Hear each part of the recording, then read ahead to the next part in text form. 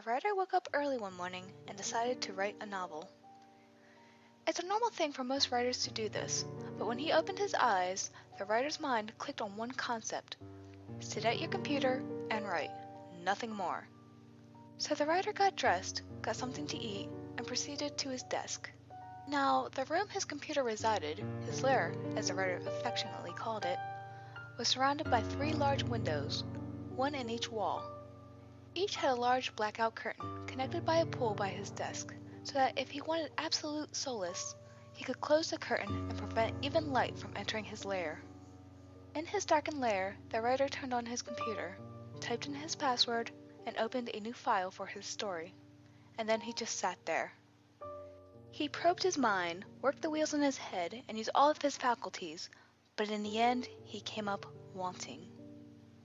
He couldn't think of a story to save his life, so he just sat there for an indeterminate amount of time, wondering what he was supposed to write. He began new stories over and over, but with each attempt, he began to get more and more disgusted with what he was putting out. He felt like he was drowning, the air for his stories being sunk in his failing attempts. So, gasping for air in a sense, the writer opened the curtain on his left.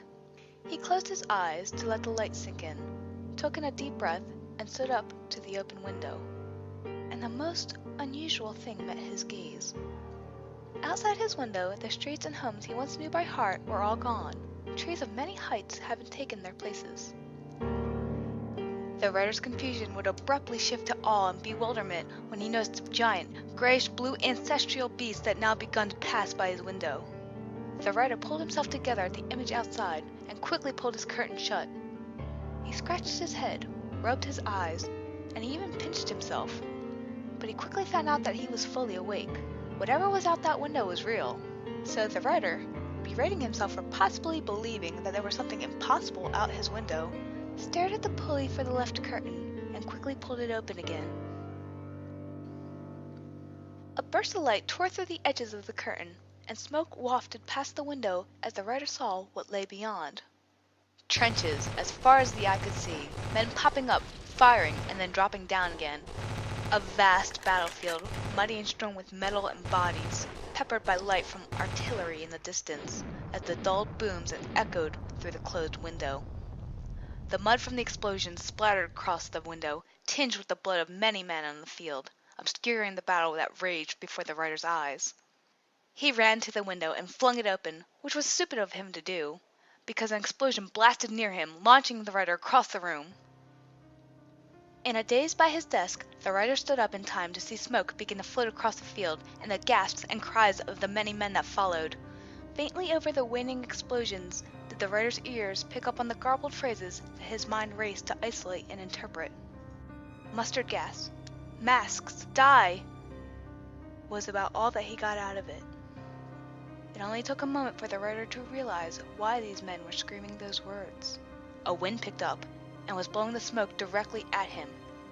His legs lazily responding, he rushed to the window as the gas wafted over, slamming the window shut as the oddly colored gas rolled across his window. The writer walked to his desk, collapsed into his chair, and sat with his head on the back with his eyes closed. He had been through a lot in a span of a few minutes. An explosion, a gigantic beast, mustard gas, near death, a window that can let you interact with the past. His head popped up.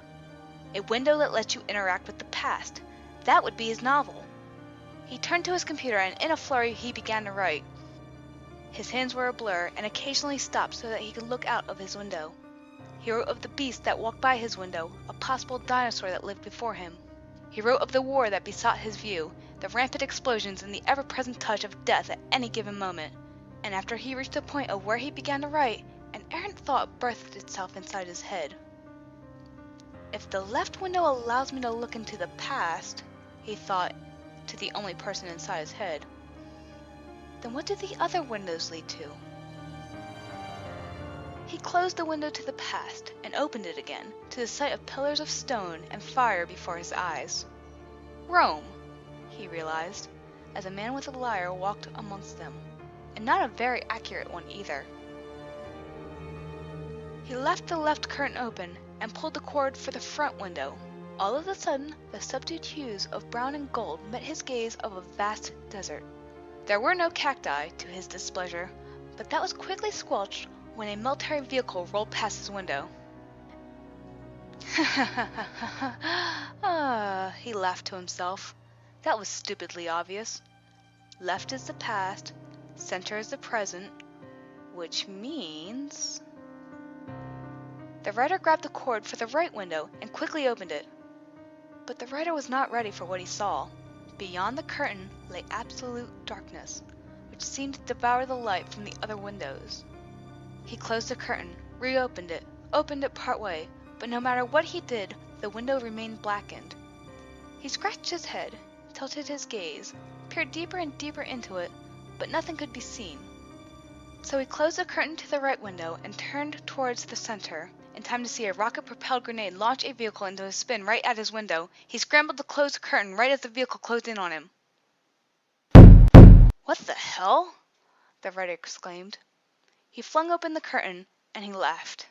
On the other side of the window was a crowd of people, and a drunk woman who had lifted her top and fallen back into the window.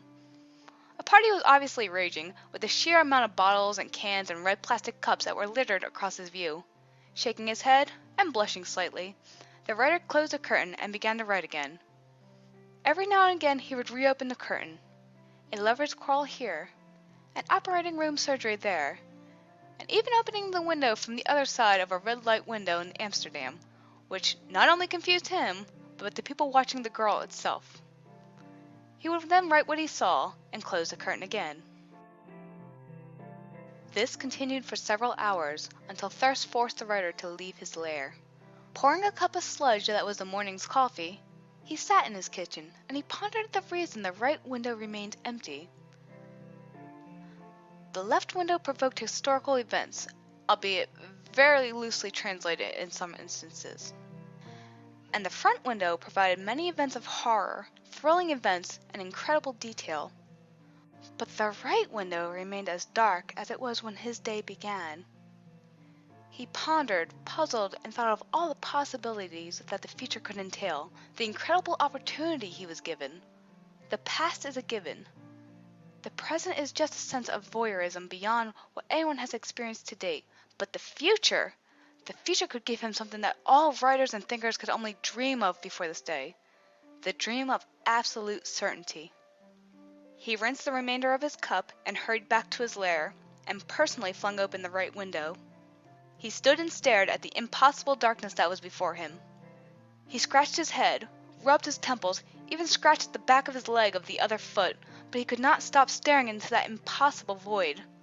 Something had to be there, or else he would not be able to see beyond this window. He could feel the frustration of being denied possibly the greatest opportunity in the history of existence, and he could not stand being left unknowing. "Show me something!" he screamed. "You can't possibly deny me this chance in the future and then turn a blind eye towards my interest. God damn you, show me something, you fucking window! I command you, right now!" But when the window did not respond with anything at all, the writer turned and slammed his fist into his desk. He stood defeated, and he believed that he would be left wanting. He felt a presence both impossibly great and terrifying, and he quickly turned to look out the right window, and immediately knew the regret for his demand. For on the other side of the window, in the darkness, was the glowing red iris of a giant eye peering deeply into the writer's lair, and the writer remembered two main things that people forget about windows. First is that windows are not mirrors, and if you attract the attention of something on the other side, they can see what you're doing.